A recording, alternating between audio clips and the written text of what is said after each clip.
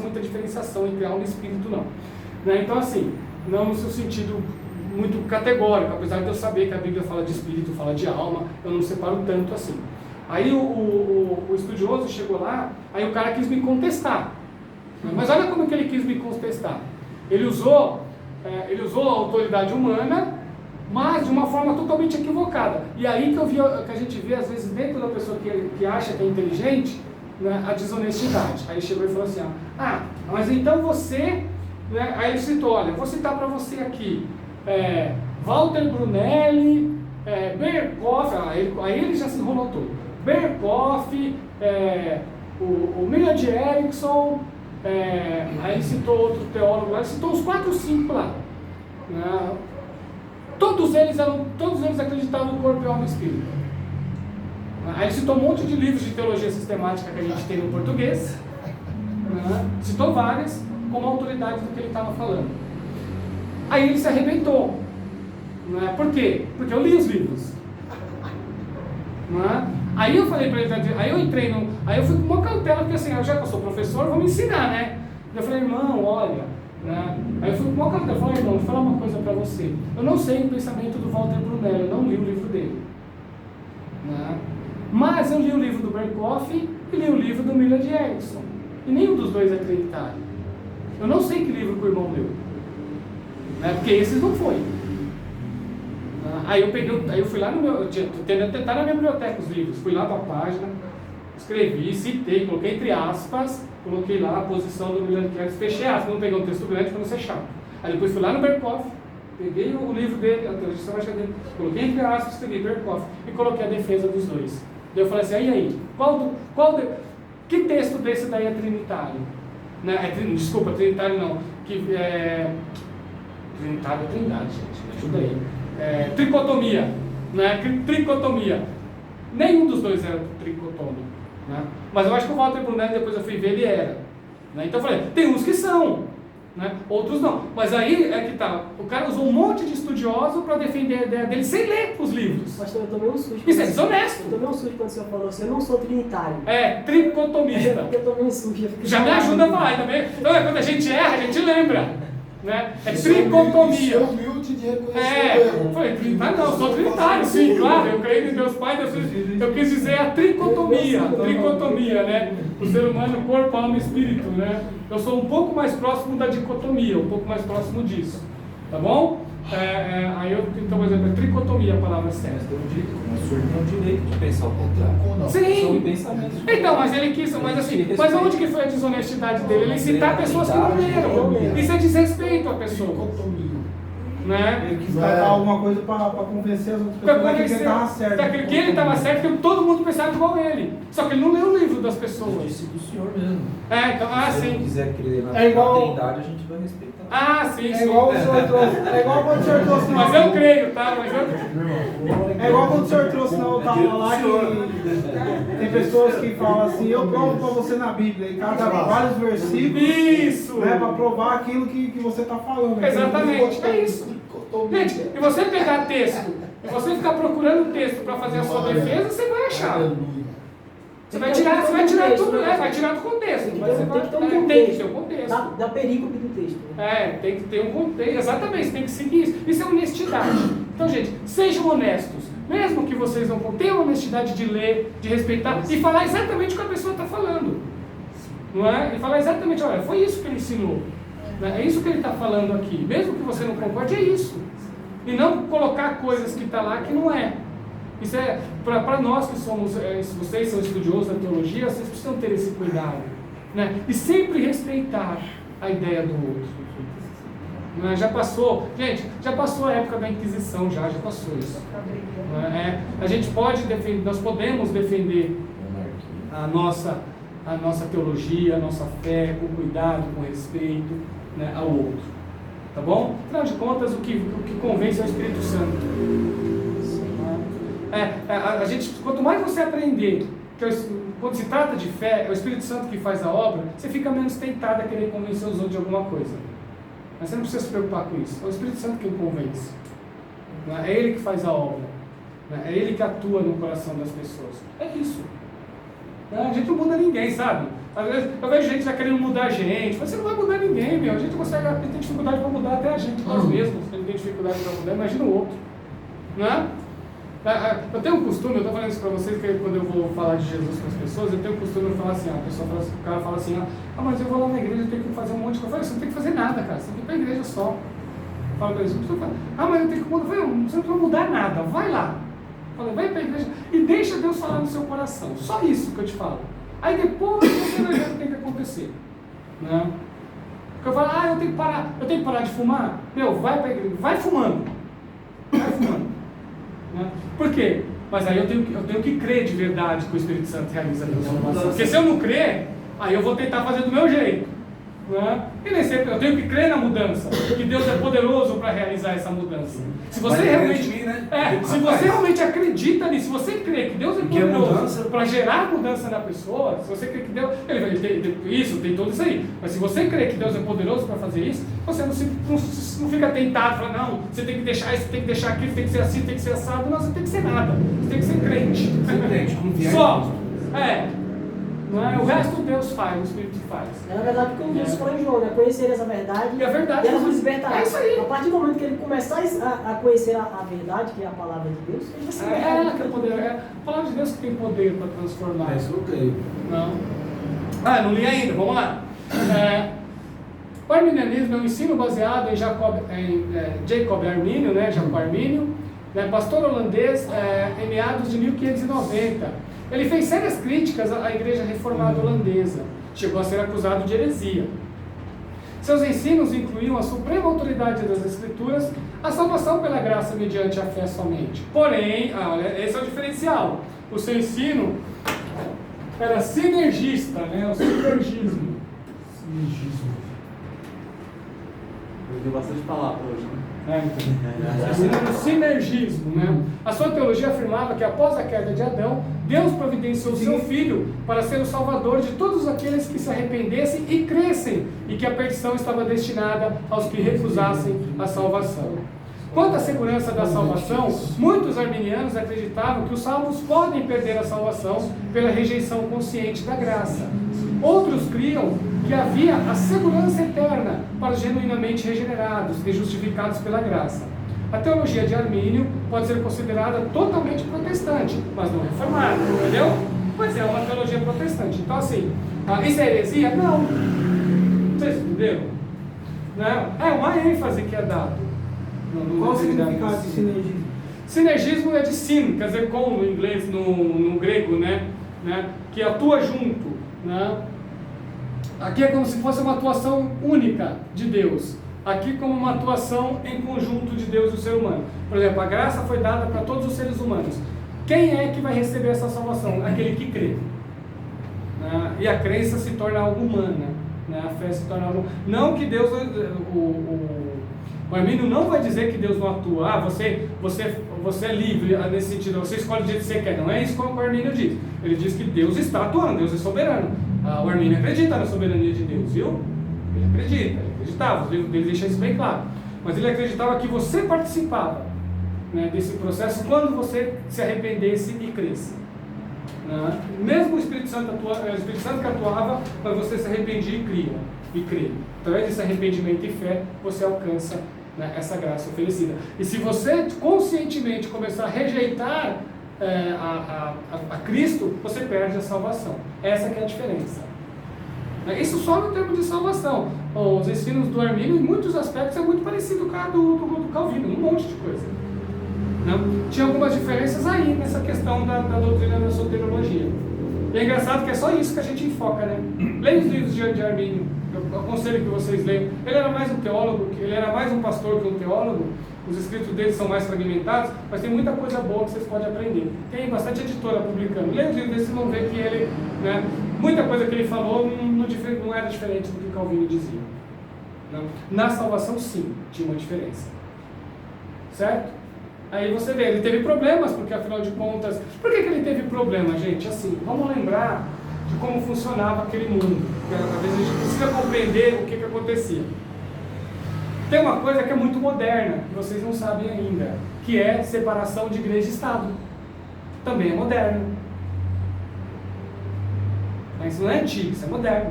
Isso só vai acontecer depois da Revolução Francesa, que ainda vai estabelecer mesmo a sociedade, igreja e Estado separado. Isso é uma coisa que é das origens dos batistas. A origem dos batistas nesse ponto é diferenciada, porque as igrejas batistas no seu início já enfatizou a separação entre igreja e Estado. Né? Então, mas o movimento batista vai surgir só no século XVII. Obrigado. Né? Só no século XVII vai surgir o movimento batista. É bem recente, né? Século XVII é bem recente. Então o que acontecia? Quando o Lutero fez a reforma dele, o protestantismo surge na Alemanha, a Alemanha se tornou protestante. A Alemanha se tornou protestante. Certo? Quando a Espanha decidiu pelo catolicismo, a Espanha se tornou católica. A França se tornou católica. Portugal se tornou, que eram países católicos, bem católicos no período da Reforma. Mas, por exemplo, vamos pegar ali a Alemanha, né? Depois a própria Holanda, a Suíça, se tornaram países protestantes, então eles eram protestantes ali. O país era. Por isso, aí o que acontece? Aí o Armínio começou a contestar o ensino, né, que prevalecia na época. Ele foi acusado de heresia por causa disso, ele estava contestando algo que era muito cultural e que uma nação inteira abraçava. Por isso que dava problemas. Lembra que eu falei? Depois vai começar, mesmo Lutero ter falado da sua consciência, isso vai se desenvolvendo com o tempo e vai ganhando força. Tá bom? Mas assim, é importante isso falar para vocês, que evita, hoje a gente vê essas discussões de arminianismo e calvinismo, que às vezes não tem muita necessidade. Em muitos pontos eles eram bem próximos, né, em muitos aspectos. Algumas coisas iguais. Na doutrina da salvação eles vão divergir um pouco. Tá bom, gente? É importante isso, tá? A modernidade e teologia. O próprio homem moderno situa-se diante do conhecimento de modo diferente. Antes ele se posicionava como receptor de tradição que os antigos criaram e acumularam, e da qual ele agora participava, acolhendo-a. Hoje as pessoas se voltam mais para a sua experiência. Esse movimento provoca uma profunda transformação no interior da teologia.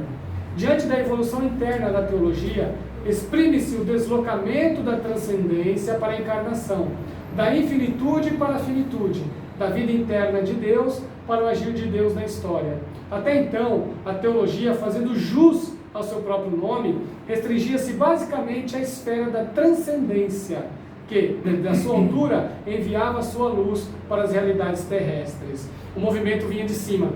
Descobre-se com enorme vigor o mistério da encarnação, com acento na humanidade bem humana do verbo feito carne. O processo inverte-se e a teologia opera a famosa viragem encarnatória, antropocêntrica, sem deixar de ser teologia. Já não entende a poder falar de Deus senão a partir da humanidade de Jesus, que implica ao mesmo tempo experiência humana.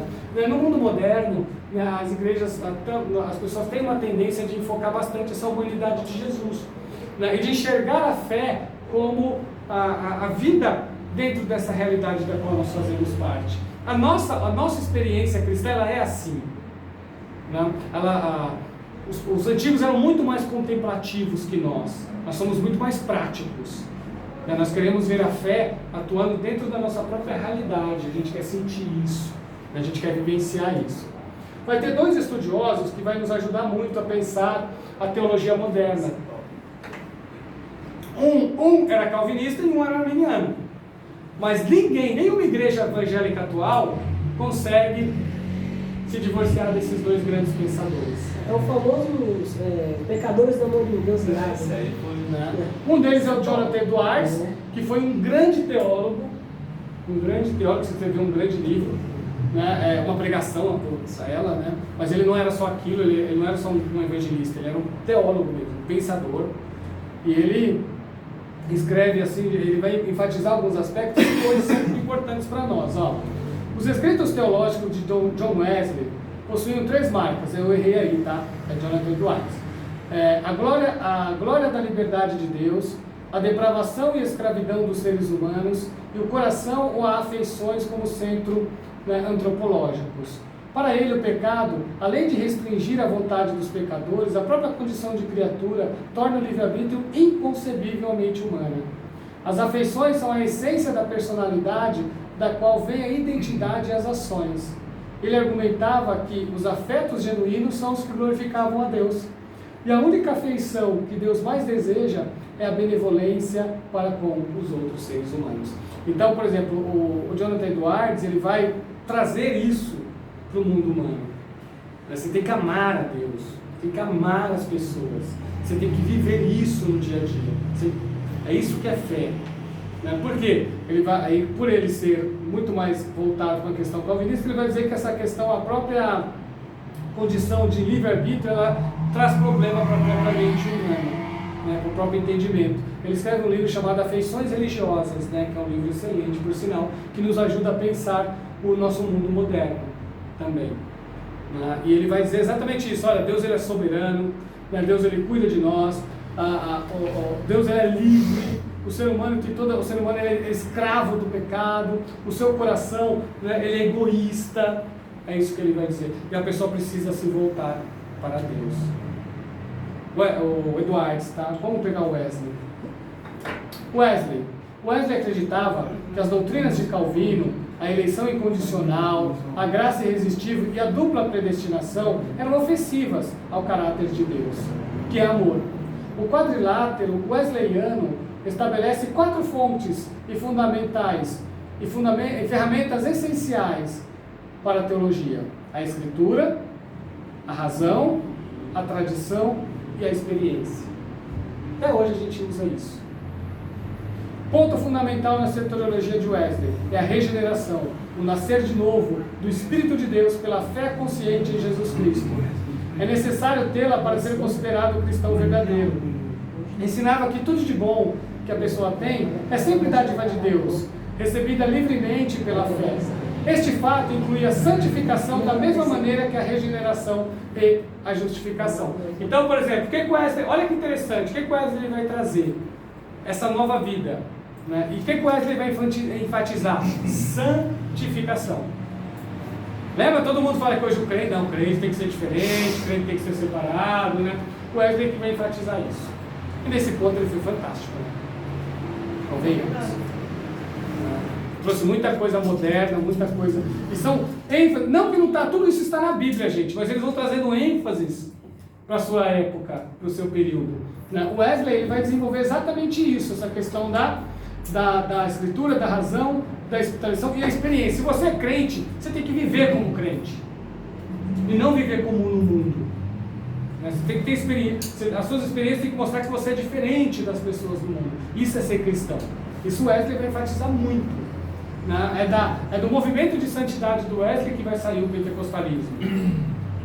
O pentecostalismo vai surgir dentro desse movimento de santidade que ele apresentava. Ele dizia isso mesmo: as pessoas têm que ser santas, separadas do mundo.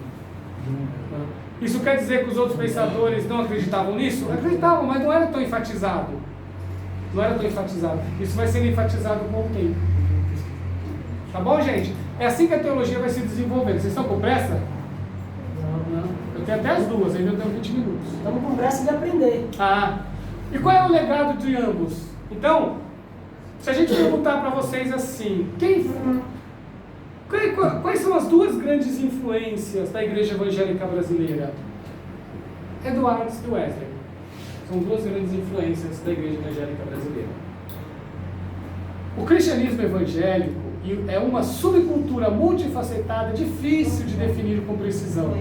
Mas 2 elementos a caracterizam de modo especiais: os legados de Edwards e Wesley.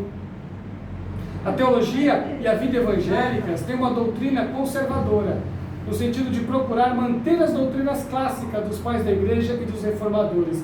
Quem que vai enfatizar isso? Jonathan Edwards. E também uma ortodoxia ardente, ou seja, uma experiência transformadora com Deus, é o que torna uma pessoa verdadeiramente cristã. Quem vai enfatizar isso? Wesley.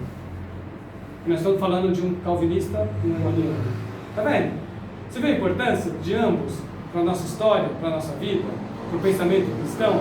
Então, gente, Quando nós pensamos na história da teologia, esses dois nos influenciam mais diretamente do que o próprio Calvino, do que o próprio Lutero. Por quê? Porque eles estão enraizados dentro da nossa realidade, eles são mais próximos de nós, da nossa época. Então, tanto Jonathan Edwards como John Wesley trouxe bastante, vamos dizer assim, influenciaram muito o jeito de ser evangélico atual. A teologia, nos períodos modernos, ela vai ganhando novas feições. Então ela não vai ficar somente nisso. Vai ter pluralidades, ela vai começar a ser plural. E o que é isso, essa pluralidade na teologia? Vamos lá. No breve espaço entre o individualismo moderno e essa nova emergência da subjetividade, vigorou um momento de abertura ao social, ao coletivo. A teologia tentou, em suas diversas formas, por exemplo, teologia da esperança, teologia política, teologia da libertação, responder a tal reclamação. No entanto, confrontamos-nos atualmente, mais uma vez, com o individualismo em sua forma eletrônica, hoje, com a internet. O indivíduo encontra nos aparelhos eletrônicos seu melhor parceiro e companheiro de conversa, de lazer, de relação. A teologia apenas está dando conta dessa nova virada antropocêntrica, marcada sobretudo por sua subjetividade. Então, gente, a teologia tem que pensar isso. Questão da ecologia. Ixi, a bateria está acabando. Questão da ecologia, fazer uma teologia ecológica, do meio ambiente. É muito importante isso para o pensamento moderno. Teologia da libertação. A teologia da libertação é um movimento mais dentro da Igreja Católica, onde as pessoas procuraram desenvolver uma teologia de base, sabe? Onde, por exemplo, vamos pensar nos pobres, vamos pensar nas pessoas sofredoras. Isso foi muito característico da América Latina. É claro que quando ele dá uma ênfase demais numa parte, pode esquecer a outra, né? É a grande questão que a pessoa acusa a teologia da libertação de esquecer, por exemplo, da grande tradição que vinha antes, que era mais contemplativa, mais de fé. A teologia da libertação vai colocar que Deus tem preferência pelos pobres. E eu queria perguntar para vocês acham que Deus tem preferência pelos pobres? O que vocês acham? O que vocês acham? Se tem preferência, a gente não sabe. Mas na Bíblia apresenta Deus tendo um cuidado diferenciado com eles. Não é? Se isso é preferência, a gente não sabe. Mas que Deus ele tem um lado, em determinados casos tem. Uma vez o Tiago escreve assim, fala assim, olha, ai de vós, né, que são ricos, vocês vai chegar um dia de prestação de contas, porque vocês não estão pagando o salário do trabalhador. E vocês vão pagar o preço por isso. Então, no caso da injustiça de um empregador e de um empregado, o Tiago vai dizer que Deus está do lado do que não recebeu o salário. Pobre. Por quê? Porque o cara foi injusto. Jesus também levou um jovem rico lá. Porque foi injusto. Então não é que era contra o rico, mas ele estava explorando a mão de obra do pobre. Deus estava vendo essa exploração. E dentro desse lado de exploração, Deus fica do lado dos que foram explorados, dos injustiçados, dos perseguidos. Isso a Bíblia se apresenta assim. É por isso que por isso que quem tem posições de importância na sociedade aumenta a responsabilidade. Se você é um empregador e você tem empregado, cuidado. Se você é injusto com ele, se você enriquece às custas dele, Deus vai cobrar de você isso aí. Pastor, é o que o senhor falou na outra aula passada, né? Hoje em dia o pessoal que tem empresa vive bem, mas não quer dar uma boa vida para os seus funcionários. É isso aí. Os caras estão enricando nas costas às custas do trabalho do trabalhador. Quando deveria pagar um salário, se ele pode, tudo bem, se a pessoa não pode é outra coisa, mas se a pessoa pode pagar um salário melhor, por que não? É isso que a teologia da libertação vai enfatizar, tá bom? A teologia pentecostal, que é da maioria aqui, né? Você também é da teologia pentecostal? A maioria de vocês, poucos aqui, né? Vamos lá.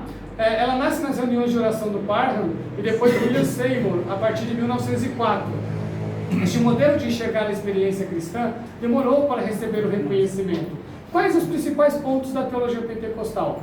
A soteriologia é basicamente sinergista, vem mais do Armínio, né? a sua influência. O batismo no Espírito Santo é uma segunda bênção dada ao cristão após a conversão, e tem o falar em línguas como evidência inicial desse batismo. Na maioria, algumas pessoas já pensam um pouco diferente disso. A cura divina como uma promessa atual de Deus, e a escatologia no geral, numa boa parte dela é pré-milenista, né? Pré-tribulacionista também, e em alguns casos dispensacionalista. Né? No Brasil, há igrejas pentecostais tradicionais, como as Assembleias de Deus e a Congregação Cristã. A partir de 1970, surgem as chamadas igrejas neopentecostais, com forte ênfase na teologia da prosperidade. Suas principais denominações são a Igreja Universal do Reino de Deus, a Igreja Mundial do Poder de Deus, a Igreja Internacional da Graça de Deus, entre outras. E aí a gente vai ter uma infinidade. Então vocês viram que essa aí é o que a gente chama de história da teologia. Você viu por que o pentecostal é eleito por último? Por que vocês acham? Porque é recente. Mudou, né? Porque é recente. E a Azusa também, né? A Azusa é recente, 1904. Né? Século XX já, né? Século Tá, mas XX. essa questão, você colocou bem, porque essa questão do batismo como segunda bênção é um pouco complicada. Eu também não pego muito desse lado, não. Mas é o pensamento, por exemplo, da Assembleia Sim, de da Deus Assembleia. oficial. Né? Sim, mas eu não costumo aprender muito para esse lado aí, não. Ah, tá. E línguas como evidência, porque se a gente for ver essa questão de evidência aí, a gente só vai ter em Atos ali nos 12, quando recebeu o Espírito Santo, né? Como segundo batismo, vamos dizer assim. E Paulo pergunta, já recebeu algum batismo? Ele falou, não, de João. Só conhecemos de João. Então, assim, é complicado a gente focar e falar assim, não, tem que falar em língua, tem que ir para demonstrar que você foi batizado com o Espírito Santo. Eu acho que é um campo perigoso afirmar isso. Então, hoje o ensino tradicional das Assembleias de Deus, eles têm enfatizado isso, porque já vem da sua história. Se vai haver, eu não sei mais se houve alguma mudança até então, né? Mas eu acredito que não, porque o falar em línguas como uma evidência inicial faz parte lá desde o seu início. Tá bom? Essa é a doutrina pentecostal, gente. Por isso que eu falei assim, a gente tem que saber do que a gente está falando aqui. Né? Para ser obreiro tinha que falar em línguas, né? Tem que saber do que nós estamos falando aqui. Nós estamos falando. Para ser obreiro na Assembleia não era falar em línguas e falar, não, pode ser pastor, não pode ensinar línguas. Antigamente era assim. Aconteceu comigo também. Eu fui consagrado a diácono porque o presidente da denominação falou que eu não falaria em mistério. Ele perguntou, você fala em língua? Você vai batizado? Eu falei, não. Ele falou, então você pode levantar, que você não pode. E quando a gente vai em Timóteo capítulo 3, onde Paulo vai falar com Timóteo acerca da instituição dos diáconos, não tem falar em língua ali no texto. Tem não dá ao vinho, ser homem de uma só mulher, mas falar em língua, eu não vejo naquele texto que a gente fala em língua. Então, Paulo também disse que a línguas é para edificação para si próprio, né? Só se houver alguém que possa interpretá-la. Fora isso, é só para edificação. É no culto público, no caso, né? No culto público. Edificar a igreja não vai edificar nada, porque edificar é a palavra liberada da parte de Deus, do Espírito Santo. No culto público é falado isso daí mesmo. Eu acho que isso aí é parte da Assembleia. Eu não sou assembleano, mas acho que isso é besteira. Besteira, doutrina. Doutrina da igreja, como outras igrejas, tem doutrina. É isso, é que eu falei. Vocês vão encontrar essas diferenças de abordagem, de ênfase. Isso vai ser encontrado. Mas vocês precisam saber, né, como que funciona a lógica de cada igreja, de cada denominação, da qual você faz parte, né? Isso, vocês têm que ter sempre essa cautela. Puxa vida, o que a pessoa aqui nessa posição acredita? Não? Sempre com respeito à sua história. Então, vocês viram que o pensamento teológico ele vai desenvolvendo com os anos, vai ganhando novas ênfases, vai ganhando novas ideias, né? Mas isso vai acrescentando e não vai tirando o que foi conquistado anteriormente. É importante a gente ter esse peso, né? É nesse ponto que a tradição, você vê que até o próprio Wesley defende a tradição, né? É nesse ponto que a tradição nos ajuda. Ela vai dar um parâmetro, fala assim, poxa, até aqui eu posso ir, eu posso caminhar, né? Se eu sair daqui eu vou começar a ter dificuldades, né? Eu vou mudar o foco. Então, por exemplo, é por isso que eu sou muito tranquilo quando concernente o sono da alma ou a pessoa já vai para o paraíso. Né? Não, dá para você defender os dois. Né? O batismo tem que ser por imersão ou por aspersão. Né? Então a gente fala assim, tem que ser em nome de Jesus, em nome do Pai, do Filho e do Espírito Santo. É isso que a igreja defende. O batismo no Espírito Santo é uma segunda bênção ou faz parte da regeneração? Né? É coisas que vai estar em debate e ambos dá para você trabalhar mesmo dentro da tradição. Você não precisa fugir da tradição para isso. É interessante, eu gosto de, às vezes, acompanhar o Dr. Rodrigo, você também, né? O Dr. Rodrigo, E assim, foi interessante uma coisa que aconteceu um tempo atrás. Não, faz muito tempo. Estava uma discussão acerca da interpretação de Daniel acerca de Jesus ser o arcanjo Miguel ou não. Aham. Ele e outro teólogo, né? E aí começaram a debater assim e tal. E ele gravou um vídeo falando o seguinte: olha, vocês estão vendo as duas posições. A minha posição, que eu acredito que Jesus é sim o arcanjo Miguel, e tem a posição dele, que ele não crê que. Falta gente preencher aqui ainda? Eu. A chamada, né? Tem mais.